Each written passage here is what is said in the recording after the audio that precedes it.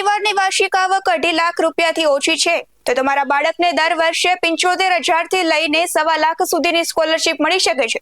ઘણા લોકોને આ યોજના વિશે ખબર જ નથી, જેના કારણે તેઓ મોટા લાભ ગુમાવી દે છે।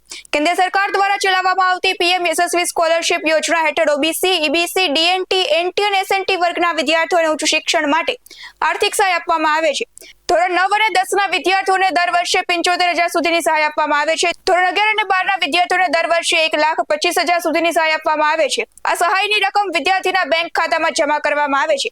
તો આ સહાય માટે કોણ અરજી કરી શકે છે? તો વિદ્યાર્થી ભારતનો નાગરિક હોવો જોઈએ, ઓબીસી, ઈબીસી, ડીએનટી, એનટી અથવા તો એસએનટી વર્ગનો હોવો જોઈએ, પરિવારની વાર્ષિક આવક 2.5 લાખથી ઓછી હોવી જોઈએ, માન્ય શાળામાં અભ્યાસ કરતો હોવો જોઈએ। કયા દસ્તાવેજોની જરૂર પડશે? તો આધાર કાર્ડ, જાતિનો દાખલો, આવકનો દાખલો, છેલ્લી પરીક્ષાની marksheet, bank passbook, mobile number અને પાસપોર્ટ સાઇઝ ફોટા।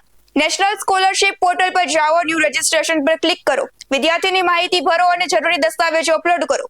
અરજી સબમિટ કરીને પ્રિન્ટ સાચવી રાખો। જો તમારા ઘરમાં અથવા તો સગા સંબંધીઓમાં કોઈ વિદ્યાર્થી હોય તો આ માહિતી જરૂર પહોંચાડો। એક ફોર્મ ભરીને બાળકના અભ્યાસ માટે 1.25 લાખ સુધીની સહાય મળી શકે છે। આવી ઉપયોગી માહિતી વધુમાં વધુ શેર કરો।